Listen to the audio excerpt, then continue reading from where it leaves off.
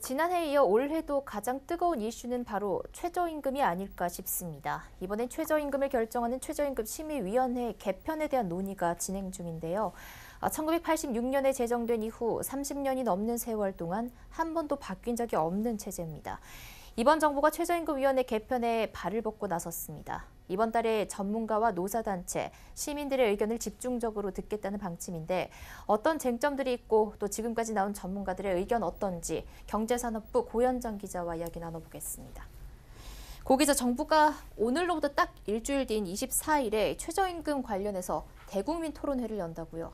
네, 그렇습니다. 현재 우리나라 최저임금을 결정하고 있는 최저임금위원회의 결정 체제를 바꾸겠다는 건데요. 이 개편 과정에서 노사단체와 시민 여러분들의 의견을 듣기 위한 취지입니다.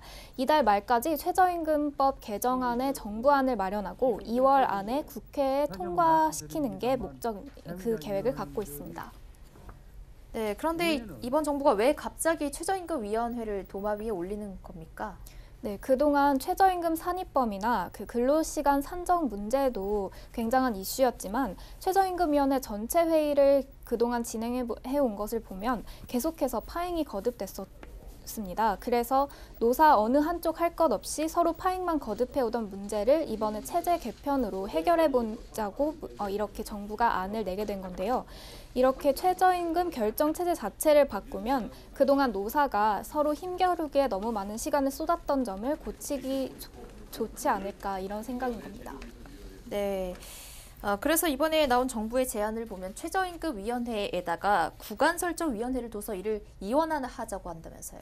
네, 지금까지는 최저임금위원회의 경우에는 노동자위원 9명, 사용자위원 9명, 그리고 공익위원 9명, 총 27명이 매년 최저임금을 결정하는 방식이었는데요. 그렇다 보니까 노동자 측은 곧바로 1만 원을 외치고 사용자 측은 동결 또는 마이너스 인상률을 제시해서 사실 1, 2차 전체 회의 때는 눈치 싸움이지 유의미한 회의는 아니었습니다.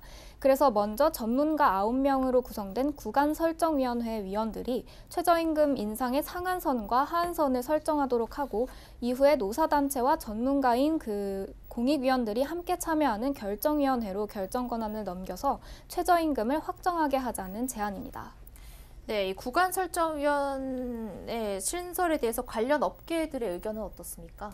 네, 전문가들의 경우에는 크게는 제도 개편 자체에 반대하는 의견부터 구간설정위원회를 아예 독립시켜야 한다는 의견까지 굉장히 스펙트럼이 다양합니다.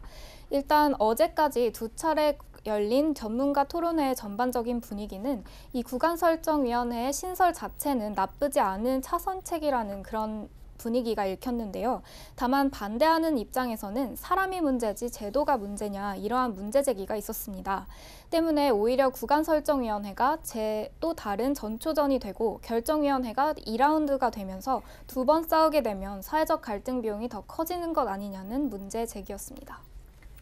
네, 하지만 그렇다고 하더라도 이 구간설정위원회가 어느 정도 그 상한선을 정해준다면 그동안 기싸움을 하면서 그런 흘려보냈던 시간들을 절약할 수 있는 측면이 있지 않습니까?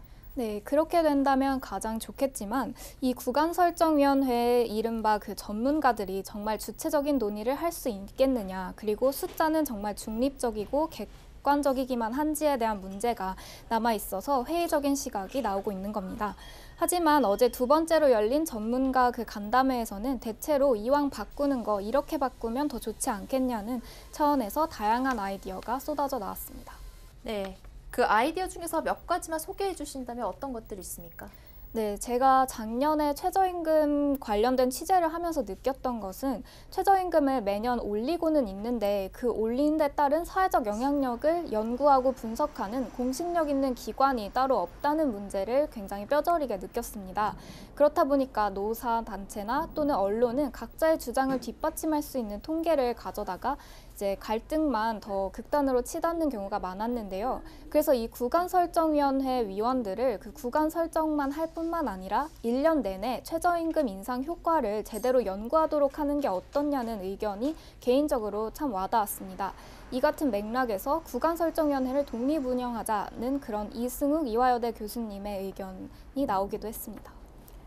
네, 어찌되었든 지금까지 얘기를 들어보면 이 구간설정위원회를 신설하자는 데에는 다들 동의를 하는 분위기로 느껴지는데요. 그리고 정부가 기업의 지불 능력을 결정 기준 중에 하나로 두자라고 하는 등 결정 기준에도 변화를 주자고 했다면서요. 네. 그런데 이 지불 능력이라는 기준 자체가 너무나 객관적으로 판단하기 어려운 지표인데다가 다른 경제 지표들에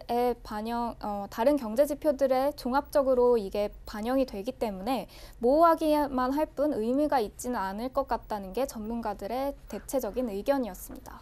네. 여기에 대해서도 구체적인 기준 마련이 필요해 보이고요. 그리고 지금 궁금한 점이 이 최저임금위원회를 개편을 하면 정말로 그동안 이 불필요하게 정치적 갈등이 오갔던 것들이 해소가 될 수 있을까요? 그렇게 된다면 가장 좋겠지만 아무래도 100% 될 수는 없겠죠. 그래서 권우성 성신여대 교수님 같은 경우에는 최저임금 인상의 책임 소재를 완전히 정치권으로 넘기는 게 오히려 좋지 않겠냐는 입장을 내시기도 했습니다. 그래서 현재 노사공 체제가 아니라 노사정으로 변경을 하자는 건데요. 아예 그 국회 승인을 받아서 정부위원을 위촉을 하게 되고 그 최저임금 최종 고시도 고용노동부 장관이 아니라 국무총리나 대통령이 직접 하는 게 오히려 더 실정에는 맞지 않겠냐는 지적이었습니다. 실제로 일본 같은 경우에는 그 최저임금이 50개에 달하고 있고 인도는 1724개에 달하듯이 나라마다 서로 다른 최저임금 체제를 갖추고 있는데요. 사실 제도 자체에 정답은 없기 때문에 이런 식의 보완도 괜찮을 거라는 생각입니다. 네, 최저임금 제도 자체보다 그에 대한 사회적 합의가 더 중요하다는 생각이 듭니다. 그리고 대국민 토론회 말고도 오는 21일부터 30일까지 관련 온라인 설문도 진행을 한다고 합니다. 많은 분들이 관심을 가지고 의견을 교환할 수 있는 자리가 됐으면 좋겠습니다. 지금까지 고현정 기자와 이야기 나눠봤습니다. 감사합니다. 감사합니다.